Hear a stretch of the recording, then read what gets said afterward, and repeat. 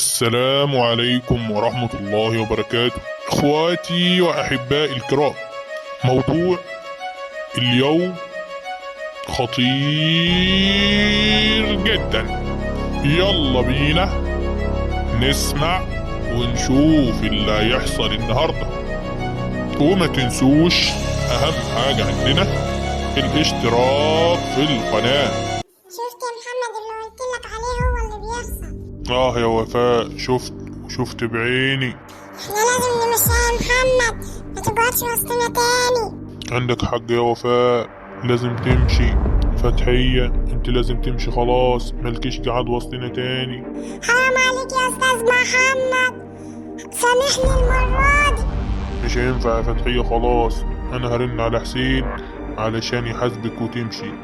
يعني ايه اخرتها كده يا استاذ محمد؟ روح الله يخليك. ما تكمليش اسكتي. مشي يا محمد، مشي يا محمد. يلا يا فتحية، يلا هنمشي مع بعض. هسيبك يا وفاء شوية اوصلها واجيلك. امشي يا فتحية امشي، خلينا نروح نلحق الاستاذ حسين. ماشي اهوت وراك يا استاذ محمد، ماشي.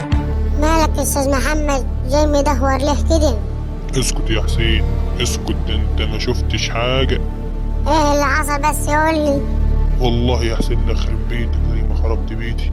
لا يا حسين مش هتصدقني اصلا لو قلت لك، انت لازم تشوف بعينك. ازاي يا استاذ محمد؟ عملت ايه يا فتحية عشان استاذ محمد زعلان كده؟ ما عملتش حاجة يا استاذ حسين، ما عملتش حاجة. امال فين يا استاذ محمد؟ هي بتقول ما عملتش حاجة. انا هوريك يا حسين هي عملت ايه، بس اهدى عليا بس. وريني يا استاذ محمد.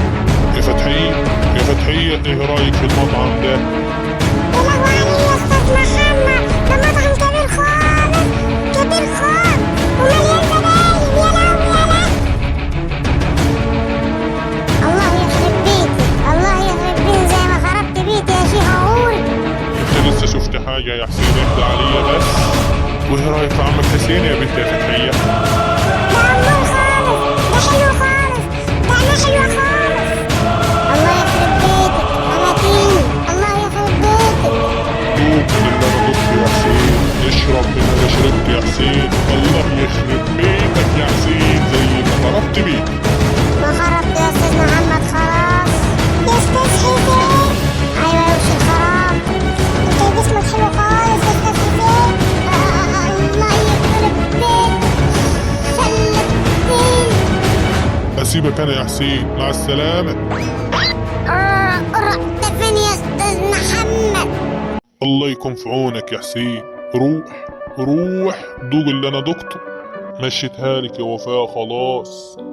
أحسن اللي هي ماشية، إحنا نجيب غيرها. انا مش هجيب لك شغالة يا وفاء، انا هجيب لك دكتور يعينك، دكتور يعمل إيه يا محمد؟ يطمن عليك وعلى صحتك يا وفاء. يا دكتور حسن، بعد اذنك عاوزين حضرتك هنا. دكتور جاي وجايب معاه بشاير حلوة هنسمعها، واكيد هنتبع كلام الدكتور.